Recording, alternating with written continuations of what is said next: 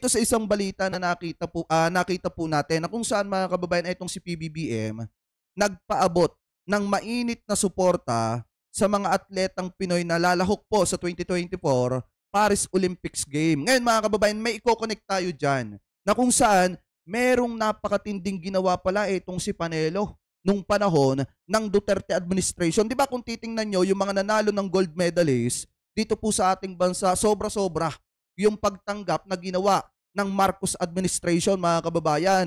At talagang kung makikita nyo pa nga nung sinalubong ni PBBM, etong sina Yulo mga kababayan, talagang kung makikita nyo, talagang nagtatatalon pa nga etong si PBBM. So ngayon, dito pala sa Duterte administration, iba pala yung ginawa nila dun sa isa nating gold medalist mga kababayan. Alam nyo, nasaglip na suportahan, iba pala yung ginawa nitong si Panelo. Napakasobra pala mga kababayan. So eto, pakinggan po muna natin etong balitang ito. And then i-connect natin yan dito sa nakita nating isa pang balita. Ano po, so i-play na po natin. Lumaban ng may pusong Pinoy. Yan ang mensahe ni Pangulong Ferdinand R. Marcos Jr. sa mga atletang Pinoy na kasalukuyang itinataas ang bandera ng Pilipinas sa 2024 Paris Paralympics Games. Ayon sa Pangulo, ngayon pa lamang ay may tuturing ng panalo ang mga atletang Pinoy dahil sa taas noong pagrepresenta sa Pilipinas sa naturang sports event. Hindi anya matutumbasan ng anumang papuri o reward ang pride na ibinigay ng para-athletes sa bansa. Higit ng Pangulo, kasama ng ating mga atleta ang buong sambayan ng Pilipino sa kanilang laban at naway maramdaman nila ang suporta ng bawat Pilipino. Ayon pa kay President Marcos Jr., proud na proud siya sa mga atletang Pinoy na sumasabak ngayon sa kompetisyon. Kita niyan mga kababayan ha, mismong galing po yan sa ating presidente na talagang proud na proud siya at talagang sinusuportahan niya yung ating mga atleta mga kababayan na mga sumasabak sa iba't ibang kompetisyon na bitbit po ang pangalan ng Pilipinas mga kababayan. So ngayon pagpatuloy pa natin. Kabilang sa delegasyon ng Pilipinas sa Paralympics sina Elaine Quijano Ganapin, Angel May Otoma, Agustina Maximo Bantilok, Sandy Asusano, Ernie Gawilan at Gerald Pete Mangliwan. So ngayon kung titingnan ninyo mga kababayan, gaya nga ng sabi ko sa inyo, yung pagsalubong na nga lang ni PBBM dun sa mga atleta na nanalo at hindi nanalo mga kababayan, talagang sobra-sobra.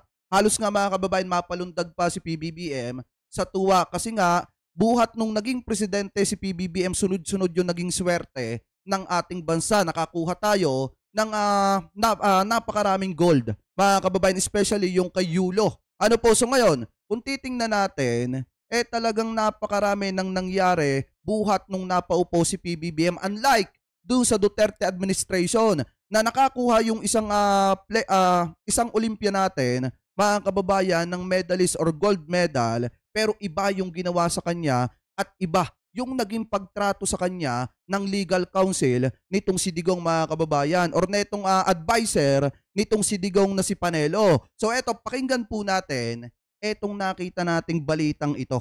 Ano po na kung saan mga kababayan, sobra naman yung ginawa nitong grupo nitong si Digong mga kababayan or netong si Panelo dito po sa isang gold medalist natin nung panahon ng Duterte administration. So ito, i-play po natin.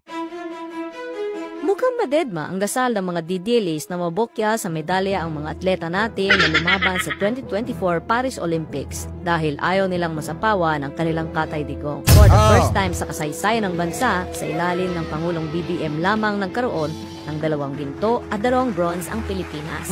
Nakamit din ng Pilipinas ang pinakamataas na bilang ng medalya sa buong Southeast Asia. Siyempre, ayaw ito ng mga demonyong didilis dahil noong panahon ng kanilang Katay Digong ay puro kahihiyan sa international community ang dulot nito sa ating bansa. Noong panahon ni Digong, nabuli pa ang kaisa-isa nating Olympic gold medalist na si Heidelin Diaz. Kita niya mga kababayan ha, eto kasing si Heidelin Diaz, yun yung kaisa-isa natin mga kababayan na Olympia na nakakuha po ng gold medal. So ngayon, ang sinabi dyan ni Panelo, ang ginawa dyan ni Panelo, inakusahan niya na eto pong si Heidelin Diaz ang isa mga kababayan or parang kasabwat sa pagpapabagsak dito kay Duterte or sa administrasyong Duterte na hindi naman dapat.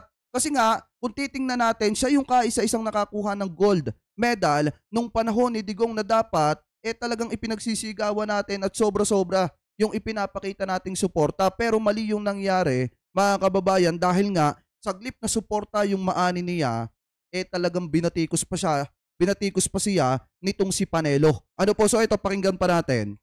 Hindi ba't pinagbintangan pa siya ng butiking Presidential Legal Counsel at dating spokesperson ni Digong na si Sal Panelo, nasangkot siya sa imbentong plano na pabagsakin ang pamahalaan? O, di ba mga kababayan, eto naridtaging pa nga itong si Heidelin Diaz. Napakatindi nung ginawa sa kanya. Ano po, nasaglip na suportahan siya, ibigyan siya ng magandang pagtanggap mga kababayan dahil nga nakapag-uwi siya ng gold medal dito po sa ating bansa nung panahon ni Digong. Nired tagging pa siya nitong si Butiking Panelo. Ano po, at talagang inakusahan pa siya mga kababayan na isa siya sa may gustong pabagsakin ang Duterte administration. Yan ba ay tamang asal? Attorney Sal Panelo, abogado pa man din kayo. Tapos ngayon, na kayo na yung nalalagay sa sitwasyong ganyan. Sinasabi ninyo, sinusupil yung karapatan ninyo.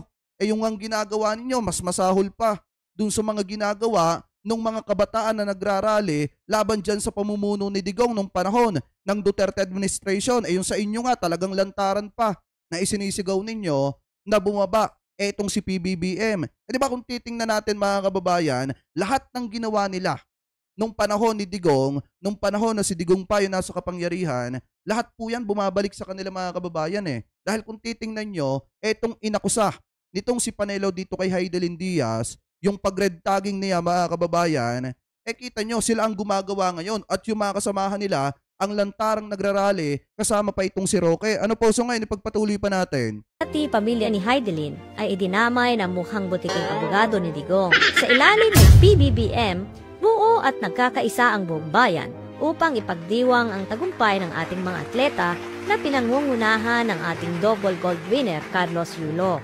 Lahat naman ng atleta natin, bigyan na natin basta nag-Olympian. Bigyan natin tigi 1 milyon. Di ba? Di ba? Bukod pa ron, dahil sa ating pangingilala sa mga lahat ng tumulong, the coaching staff, bibigyan din natin ng kalahating milyon para sa amin. Kita nyo yung nung nanalo yung mga Olympia natin mga kababayan, or nung naging Olympian sila, kahit matalo, merong natanggap sa Marcos administration mga kababayan, pati yung mga coach nila, may natanggap. Ano po, so ngayon, kung titingnan natin, ewan ko lang, nung panahon ni Digong kung yung mga natalo may natanggap, pero isa lang yung nakikita natin na talagang matindi dito. Saglip na parangalan, si Heidelin Diaz, inalipusta, minaliit mga kababayan, at pinaratangan pa, nired tagging pa, nitong si Butiking Panelo. So ngayon, kung titingnan natin mabuti, napakalaking kalokohan mga kababayan at napakalaking di umano'y kagaguhan yung ginawa nilang yan sa mga Olympia natin, especially dito kay Heidelin Diaz. Unlike dito sa Marcos administration na kahit natalo sila, may natanggap sila. At hindi lang basta sila tumanggap ng pera mga kababayan, dahil mismong yung presidente natin ang talagang sumalubong sa kanila at talagang ipinagmalaki sila sa mamamayang Pilipino at talagang todo-todo yung suporta na ibinigay po sa mga atleta natin. Unlike nung panahon ni Digong, na saglip na suportahan, na-red tagging pa. Ano po, so ipagpatuloy pa natin. Ganyan dapat ang lider ng bansa. Pinagkakaisa ang bansa at hindi ibinebenta sa China. So maliwanag naman dyan mga kababayan na talagang yung buhat ng si PBBM, yung naging presidente talagang sunod-sunod yung nangyaring swerte ng ating bansa. Tayo yung may pinakamataas na nakuhang bilang ng mga medalya mga kababayan dito po sa Southeast Asia. Ano po, so ngayon kung titingnan natin mabuti, nung panahon ni Digong, isa na nga lang yung nagkaroon ng medal, na red tagging pa itong si Butiking Panelo. So ngayon, napakaliwanag naman na nung panahon ni PBBM sa kasalukuyan ay nagkakaisa ang mamamayang Pilipino pamula sa gobyerno, mga atleta, mga kababayan, at yung ibang mga religious. Unlike nung panahon ni Duterte, pinastos niya yung mga pare, mga kababayan, at inaway niya pa yung iba't ibang mga bansa na kaalyado po natin at na-red tagging nila yung kaisa-isang atleta na nakapag-uwi ng gold medalist dito po sa ating bansa. So kayo mga kababayan, ano po ang komento ninyo hingil po dito sa mga topic po na hinimay at tinalakay po natin mga kababayan?